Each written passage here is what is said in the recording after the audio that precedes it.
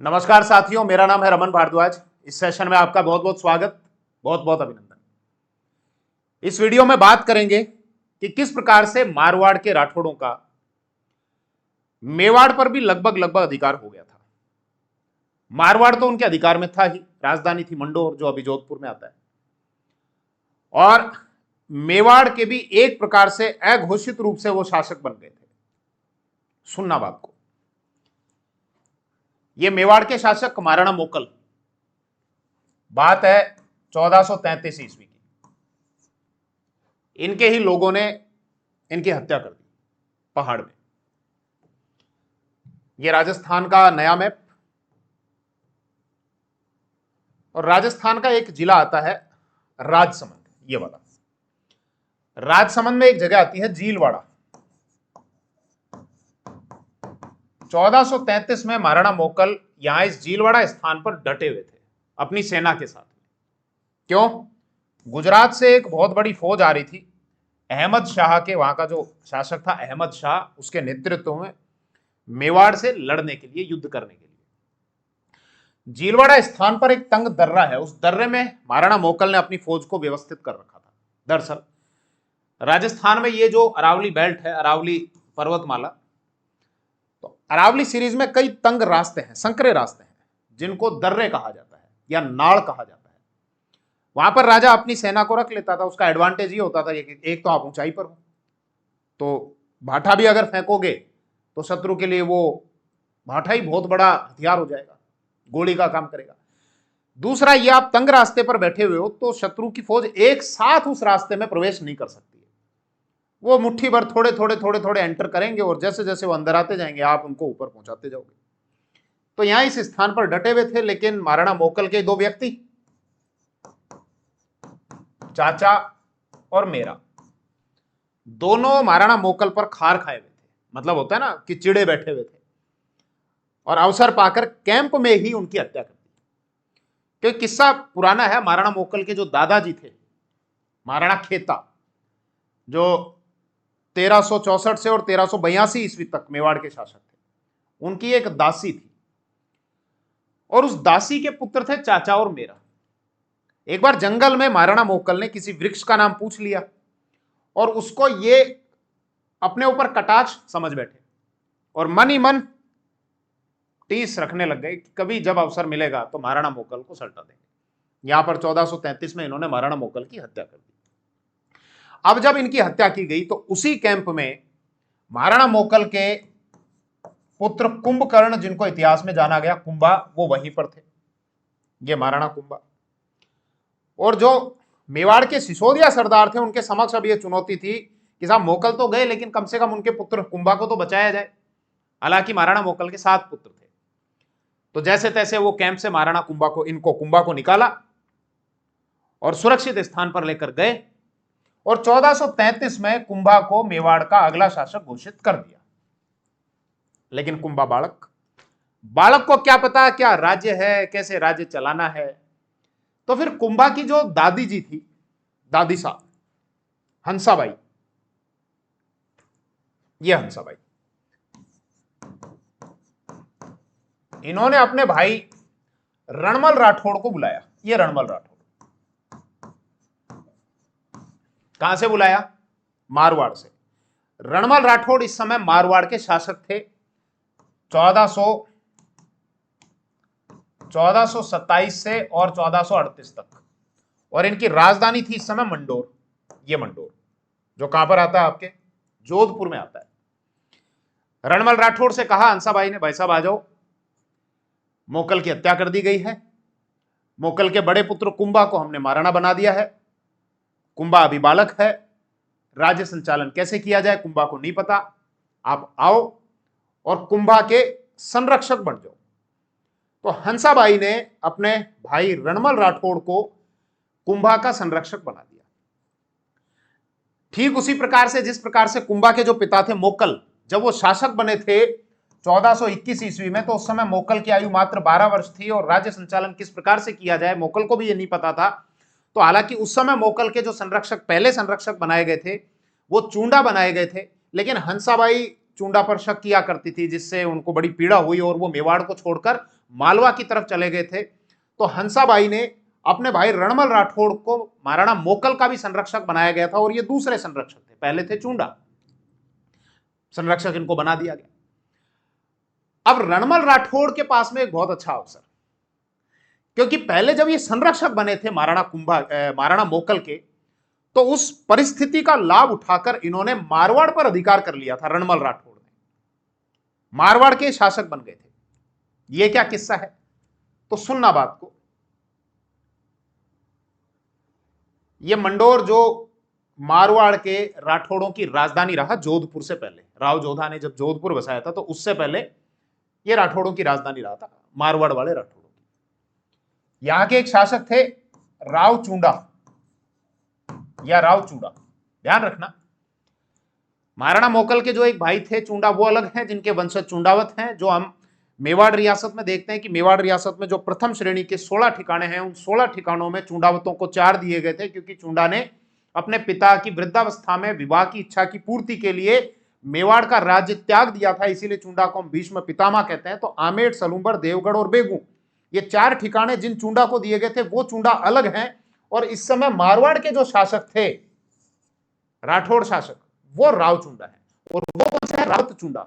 मेवाड़ वाले रावत चूंडा और ये है राव चूंडा। 1382 से 1423 ईस्वी तक ये मारवाड़ के शासक रहे।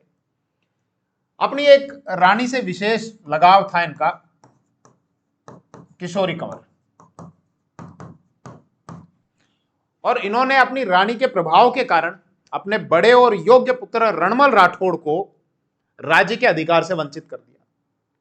और रणमल राठौड़ को कहा कि बेटा आप तो एक काम करो, ये जागीर ले लो जोजावर की। रणमल राठौड़ बहुत महत्वाकांक्षी थे, तो केवल एक जोजावर की जागीर से संतुष्ट नहीं हुए और मारवाड़ को छोड़कर चले गए पहले तो सोजत की तरफ, राजधानी को छोड़कर, मतलब सोजत भी मारवाड़ में ही आता था, और फिर उसके बाद ये चले गए मेवाड़ की तरफ। जब रणमल राठौड़ मेवाड़ की तरफ गए, ये रणमल राठौड़ ये जब मेवाड़ की तरफ गए, तो उस समय मेवाड़ के जो शासक थे वो थे महाराणा लाखा, जो आपके 1382 से और 1421 तक, मतलब इनके पिता का जो शासनकाल था रणमल राठौड़ का, रावचूंडा का जो शासनकाल था, उसी के समकालीन महाराणा लाखा का शासनकाल था। तो रणमल राठौड़ इस बात से नाराज हुए और नाराज होकर मारवाड़ को छोड़कर मेवाड़ की तरफ आ गए। महाराणा लाखा ने इनको अपना सामंत बना लिया, 40 के लगभग इनको गांव दे दिए, जिसमें धनला वगैरह करके कई गांव थे, मतलब इनको अपना सामंत बना लिया।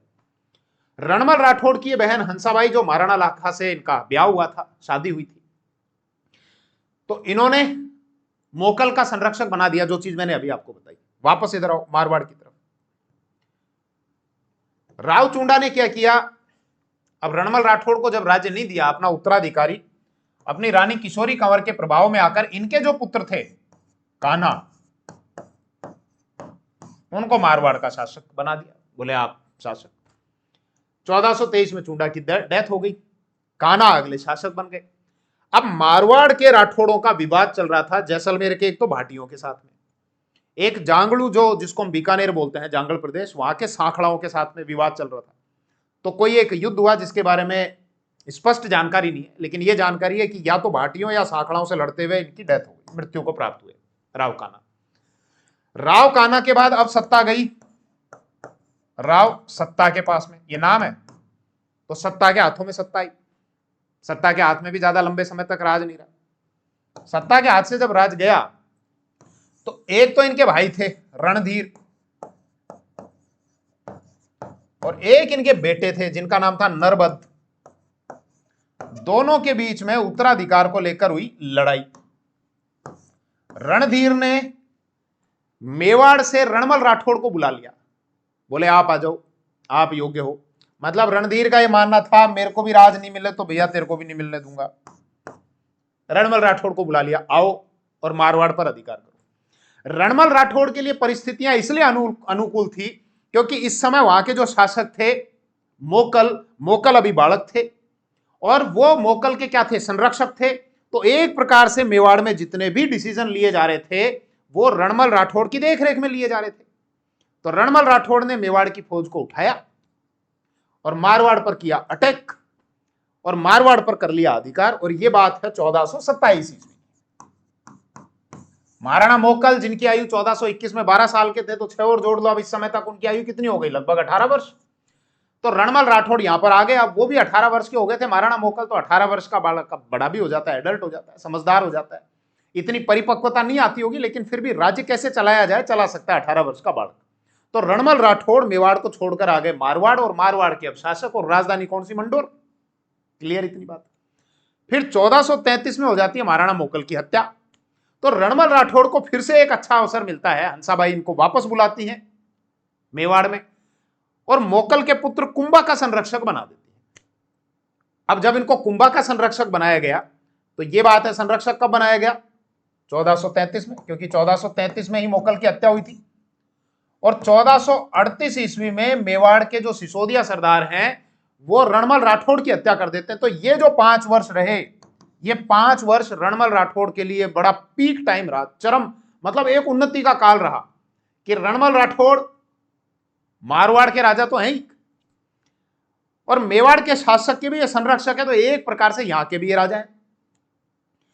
एक गड़बड़ हो गई, रणमल से प्यार हो गया।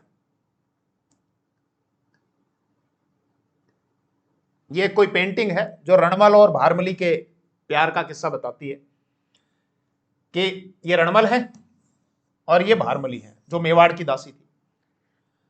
रणमल राठौड़ की ये प्लानिंग चल रही थी कि अब कुंभा को सल्टाया जाए और कुंभा को हटाकर और अब मैं स्वयं मेवाड़ का शासक बन जाऊं। इसके अलावा रणमल ने मेवाड़ में जो ऊंची ऊंची पोस्ट थी, उन ऊंचे पदों पर से सिसोदियाओं को हटाना शुरू कर दिया, सिसोदियाओं को अपमानित करना शुरू किया और उनके स्थान पर ऊंची पोस्ट पर राठौड़ों को नियुक्त करना शुरू कर दिया। तो मेवाड़ में अब 2 गुट बन गए, एक सिसोदियाओं का, एक राठौड़ों का। सिसोदिया गुट के जो नेता थे वो चुंडा के भाई थे राघव देव, वही चुंडा जो जिनको हम मेवाड़ का भीष्म कहते हैं, जिन्होंने अपने पिता की इच्छा के लिए राज्य त्याग दिया था, जो मालवा चले गए थे, मालवा के शासक होशंग शाह के पास में। तो उन्हीं चुंडा के भाई थे राघव देव जो सिसोदियाओं के सरदार थे। मतलब 2 गुट बन गए, तो सिसोदिया गुट का नेतृत्व कर रहे थे ये। एक दिन रणमल ने राघव देव की भी हत्या करा दी। अब इससे हो गए सिसोदिया नाराज। एक तो ये गलती हो गई रणमल से। दूसरी गलती ये हुई कि ये प्यार हो गया भारमली से, तो एक दिन मदिरा का सेवन कर रखा था और भारमली से ये कहा कि भारमली अब जल्दी समय आने वाला है, कुंभा को हटा देंगे रास्ते से, मैं मेवाड़ का राजा, तेरे को रानी बना दूंगा। भारमली जो है ये स्वामी भक्त थी, मतलब अपने देश से, अपनी मातृभूमि से बहुत प्रेम किया करती थी। ये भागी भागी भागी सीधे गई अपनी राजमाता हंसाबाई के पास में और हंसाबाई को जाकर सारी बात बता दी कि मेवाड़ में जो भी घटनाएं हो रही हैं, ये राठौड़ों के, सिसोदियाओं के जो अलग अलग गुट बन रहे हैं, राघव देव की जो हत्या हुई, इसके अलावा कुंभा की भी हत्या करने का विचार है, मतलब जो यहां पर उठापटक हो रही है ये सब के पीछे आपके भाई साहब है। तो वो चुंडा जो मालवा की तरफ गए हुए थे उनको बुलाया गया, आ जाओ आप वापस मेवाड़ को आप संभालो। उनको बुला लिया गया और फिर बैठकर डिसीजन लिया गया कि रणमल राठौड़ को कैसे हटाया जाए। अब सीधे लड़के तो आप हटा नहीं सकते, क्योंकि मेवाड़ में सारे ऊंचे ऊंचे पदों पर राठौड़ों की नियुक्ति कर रखी रणमल ने। और फिर आप अगर वैसे लड़ोगे तो ये लंबे चौड़े शरीर के, कहा जाता है कोई 7.5 फीट लंबाई इनकी लंबाई थी, तो कई लोगों की तो ये बस में नहीं आया। फिर मेवाड़ की सत्ता पर लगभग इनका अधिकार था रणमल का। तो फिर से भारमली को याद किया गया कि भारमली अब आप ही हेल्प कर सकते हो। बोले बताओ क्या हेल्प करनी। बोले मदिरा पिलाओ, खूब मदिरा पिलाओ, और तब तक पिलाओ जब तक कि रणमल निढाल ना हो जाए। भारमली ने खूब मदिरा पिलाई। बोले आज तो मेरे नाम का जाम लेना पड़ेगा, आज तो और पीना पड़ेगा, आज तो और पीना पड़ेगा। पिलाते पिलाते पिलाते पिलाते एकदम कर दिया निढाल। निढाल होकर रणमल जो पलंग था, जो बेड था, उस बेड पर पड़ गया, लेट गया। तो जो सिसोदिया सरदार थे अचेत अवस्था में रणमल को उस पलंग से बांध दिया रस्सी से। हालांकि रणमल को एक बार होश आ गया और ये देखा कि चारों तरफ जो है वो सिसोदिया खड़े नंगी तलवारें लेकर। ऐसा कहा जाता है ये इतना ताकतवर था रणमल कि ये पलंग सहित खड़ा हो गया, लेकिन फिर भी बंधा हुआ व्यक्ति, और उन सब ने कर दी रणमल की हत्या। 1438 की बात है। अब 1438 में जब रणमल की हत्या की गई तो रणमल के पुत्र थे जोधा, जो आगे चलकर मारवाड़ के शासक बने थे, राव जोधा, जिन्होंने जोधपुर नगर बसाया था। तो जोधा भी उस समय मेवाड़ में ही थे, राजधानी में। और जोधा को ये पता लगा, इसके संबंध में एक गीत बताया जाता है कि एक गीत गाने वाले ने इनको ये सूचित किया कि जोधा भाग सके तो भाग, थारो ऋणमल मारियो जाए। अब हालांकि गीत गाया हो गया, जैसे भी इनको पता चला ये वहां से भागे तुरंत जोधा, और भागकर ये पहुंचे मेवाड़ की सीमा से बाहर बीकानेर। एक गांव आता है काहुनी गांव, ये बीकानेर वर्तमान, एक गांव आता है काहुनी, यहां पर पहुंचे और उसके बाद थोड़ी राहत की सांस ली, क्योंकि ये भागे आगे आगे और मेवाड़ की जो फौज थी वो चूंडा के नेतृत्व में इनका पीछा करती करती करती करती आगे आई, और मंडोर जो है, मंडोर पर मेवाड़ वालों ने अधिकार कर लिया। तो जहां राठौड़ों का मारवाड़ और मेवाड़ दोनों पर अधिकार हो गया था, इस आंतरिक राजनीति की वजह से, रणमल की आंतरिक इस पॉलिटिक्स की वजह से, अब मेवाड़ वालों ने मेवाड़ पर भी पूर्ण रूप से सत्ता स्थापित कर ली, महाराणा कुंभा ने, और मारवाड़ पर भी पूर्ण रूप से सत्ता स्थापित कर ली।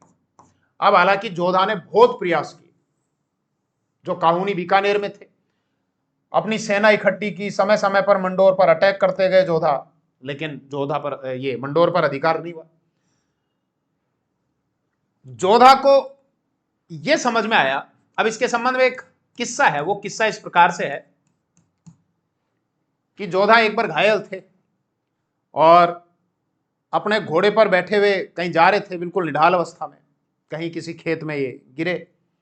एक महिला जिसने इनको अपने घर में बुलाया और भोजन वोजन कराया, और खींचड़ा, आप जानते हैं खिचड़ी, जिसको मारवाड़ शेखावाटी साइड में खींचड़ा कहा जाता है, तो गरम गरम खींचड़ा परोसा कि आप घायल हैं तो आप एक काम करो, भोजन वगैरह करके जाओ। उनको, उस महिला को नहीं पता था कि ये जोधा है। अब वो खींचड़ा परोसा गया, गरम गरम खींचड़ा, और बीच में उसमें घी डाल दिया गया। घी और बूरा बिल्कुल बीच में डाला जाता है, घी और मीठा। तो जोधा ने बिल्कुल बीच में हाथ डाला उसको खाने के लिए, और वो महिला हंसी, और महिला ने कहा, अरे बोले तू जोधा की तरह मूर्ख है। बोले मतलब माई क्या कहना चाह रहे हो माता? बोले जोधा जो गलती करता है कि वो सीधे बीच में अटैक करता है जाके मंडोर पे, ये कोशिश नहीं करता कि पहले मैं दूर दूर के मंडोर के जो बाहर बाहर के हिस्से हैं पहले उनको जीतूं, तो वही गलती तू कर रहा है। बोले क्या? बोले खींचड़ी को बीच में से खाएगा तो हाथ तो फूकेंगे, बाहर बाहर से खा, धीरे धीरे धीरे धीरे धीरे धीरे पहुंचता पहुंचता फिर बीच में जा। तो ये किस्सा, ये कहानी बताई जाती है कि इस प्रकार का एक किस्सा है। मतलब मोटी मोटा इसका सारांश ये है कि जोधा को जब बहुत सारी असफलताएं मिली, मंडोर पर अधिकार नहीं हो सका। कब की बात है? 1438 से और 1453, 15 साल हो गए लगभग, इतना प्रयास किया जोधा ने। तो जोधा को यह बात समझ में आई कि सीधे राजधानी पर अधिकार नहीं किया जा सकता मंडोर पर, तो पहले बाहर बाहर के क्षेत्रों को जीतो। तो बाहर बाहर के हिस्सों को जीता जोधा ने, अपनी सेना तैयार की, और फिर मेवाड़ के जो सरदार थे, जो यहां पर अपॉइंट थे, जो महाराणा कुंभा के जो खास होते थे, उनको जोधा ने अपनी तरफ मिलाया, और बिल्कुल मंडोर की बाउंड्री पर आकर जोधा खड़े हो गए। और फिर महाराणा कुंभा को यह मैसेज भिजवाया कि या तो संधि कर सकते हैं, या तो मंडोर आप मुझे दे दो, नहीं तो फिर मंडोर में वैसे भी जीत लूंगा, क्योंकि बिल्कुल मंडोर की बाउंड्री तक आ गए थे। महाराणा कुंभा के सामने बहुत ज्यादा चुनौतियां थी। क्या? एक तो वो इधर मालवा की तरफ युद्ध में बिजी चल रहे थे महमूद खिलजी के साथ में। 1437 का एक युद्ध हुआ था सारंगपुर का। हालांकि महमूद खिलजी को बंदी बना लिया था, और 6 महीने बंदी बनाने के बाद छोड़ दिया था, जो कीर्ति स्तंभ प्रशस्ति हमको बताती है। जैसा महाराणा सांगा ने महमूद खिलजी सेकंड को बंदी बनाया था आगे चलकर। तो मोटा मोटा ये महाराणा कुंभा इधर भी बिजी, ये गुजरात का जो कुतुब शाह है उसके साथ में भी बिजी। इसके अलावा महाराणा कुंभा ने यहाँ पर जो नागौर वाला ये जो हिस्सा है, यहाँ पर उत्तराधिकार संघर्ष था, तो इसमें अपने व्यक्ति को यहाँ पर बैठाया। भाई यहाँ का एक शासक था फिरोज खां नागौर का, फिरोज खां मर लिया। फिरोज खां का बेटा शम्स खां नागौर का अगला शासक बन गया, लेकिन उसका एक भाई था मुजाहिद खां। मुजाहिद खां ने शम्स खां को हटा दिया और वो नागौर का शासक बन गया। शम्स खां भागा भागा गया महाराणा कुंभा के पास में और कहा, त्राई माम हेल्प करो। महाराणा कुंभा ने कर दिया अटैक नागौर पर, मुजाहिद खां को गद्दी से हटा दिया और शम्स खां को बैठा दिया। और शम्स खां को कहा कि मेरे को टैक्स भिजवाता रहना, और ये जो नागौर का किला है इसकी मरम्मत मत करना, क्योंकि तुम मरम्मत करोगे, फिर मरम्मत करने के बाद उसकी आड़ में सेना वगैरह तैयार करोगे, अपने आप को मजबूत करोगे, फिर अटैक करोगे। मतलब ये अर्थ हुआ करता था जब कोई राजा ये कहता था कि किले की मरम्मत मत करो। महाराणा कुंभा उसको बैठाकर और वापस आ गए। कुछ ही समय बाद टैक्स देना भी बंद, इसके अलावा नागौर के किले की मरम्मत भी करनी शुरू कर दी। महाराणा कुंभा ने फिर से अटैक किया। अटैक करने के बाद ये जो किला था सब तुड़वाकर बिल्कुल खाई में बदल दिया, चरागाह में बदल दिया कि गाय भैंसे चरेंगी यहाँ पर। मतलब कहने का अर्थ ये कि महाराणा कुंभा इधर मालवा की तरफ भी बिजी हैं, गुजरात की तरफ भी युद्ध लड़ने में बिजी हैं। इसके अलावा सिरोही के जो देवड़ा हैं वो भी साथ नहीं दे रहे थे। सहसमल देवड़ा ने कुछ गांव दबा लिए थे। इधर नागौर की तरफ भी डिस्टर्बेंस चल रहा था।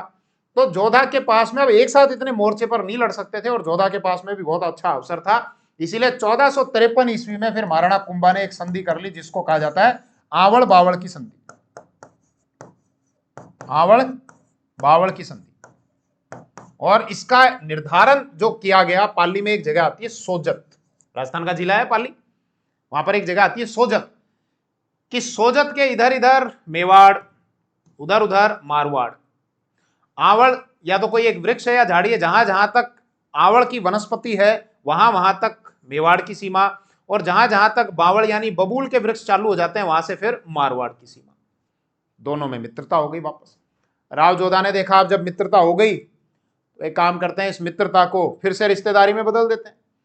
और जोधा ने अपनी पुत्री श्रृंगार देवी का विवाह महाराणा कुंभा के पुत्र रायमल के साथ में कर दिया। ये महाराणा रायमल जो महाराणा कुंभा के पुत्र आगे चलकर शासक बनेंगे 1473 से और 1509 ईस्वी तक। तो राव जोधा ने कहा बोले अब दुश्मनियां दूर, वापस रिश्तेदारी। भाई वैसे भी पहले भी थी रिश्तेदारी, क्योंकि राव जोधा की जो बुआ थी वो महाराणा कुंभा की दादी सा थी। हालांकि वो जो संधि हुई थी आवड़ बावड़ की संधि, उसमें हंसाबाई ने भी मध्यस्थता की थी। तो एक तो हंसाबाई ने मध्यस्थता, इसके अलावा जोधा खुद मजबूत हो रहे थे और महाराणा कुंभा कई मोर्चे पर उलझे हुए थे। तो एक कई कारण थे जिसके कारण वो आवड़ बावड़ की संधि हुई। खैर यहां पर श्रृंगार देवी का जब विवाह किया गया रायमल के साथ में, तो अब ये रिश्तेदारी, अब ये रिलेशन और मजबूत हो गया। इसकी जानकारी हमको एक सोर्स से मिलती है। एक बावड़ी है चित्तौड़ में जिसको घोसुंडी की बावड़ी कहा जाता है। इस घोसुंडी की बावड़ी का निर्माण श्रृंगार देवी ने कराया था और यहां पर एक लेख भी लिखवाया था 1504 ईस्वी का। वहां से जानकारी मिलती है कि साहब जोधा की पुत्री हूं और रायमल के साथ विवाह हुआ है, जोधा मेरे पिता हैं, रायमल पत्नी है। तो ये सारी जानकारी यहां इस घोसुंडी की बावड़ी से मिलती है। यहां पर एक पुराना लेख भी हमको मिलता है, ध्यान रखना ये जो लेख है ये अलग है 1504 का, और एक अभिलेख और मिलता है जो 2 ईसा पूर्व का है। बहुत पुराना अभिलेख है जो उस समय कोई शासक हुआ करते थे, गजवंश के शासक सर्वतात, उनके टाइम का है, संस्कृत भाषा में। और सबसे पहले D.R. भंडारकर ने उसको पढ़ा था। वो जानकारी देता है भागवत धर्म के बारे में, भगवान विष्णु के बारे में, अश्वमेध के बारे में। वो यज्ञ होता है ना, यज्ञ करने के बाद आप कोई घोड़ा छोड़ देते हो और फिर वो जितनी दूर जाता है वहां तक आपका राज्य है, तो उस अश्वमेध की भी जानकारी देता है। इसके अलावा भागवत धर्म की जानकारी देता है। D.R. भंडारकर ने सबसे पहले पढ़ा, संस्कृत में लिखा हुआ है, गजवंश के शासक सर्वतात का है, उस समय का है, 2 ईसा पूर्व का। तो वो जो शिलालेख है ना घोसुंडी की बावड़ी का, वो अलग है। ये 1504 ईस्वी का जो लेख है ये अलग है। खैर चलिए इस वीडियो में इतना ही। ये भारद्वाज क्लासेस की एप्लीकेशन पर राजस्थान हिस्ट्री के स्पेशल बैच का वीडियो है। वहां पर अभी मेवाड़ रियासत चल रही है, ये टॉपिक इंटरेस्टिंग है तो मुझे लगा एक वीडियो इसको यूट्यूब पे भी डालें। अगर आप वो स्पेशल बैच ज्वाइन करना चाहते हैं तो एप्लीकेशन डाउनलोड करो। एप्लीकेशन का लिंक वीडियो के डिस्क्रिप्शन में भी है, या प्ले स्टोर से कर लो। इंटरेस्टेड हो तो आप ज्वाइन कर सकते हो। थैंक यू, जय हिंद।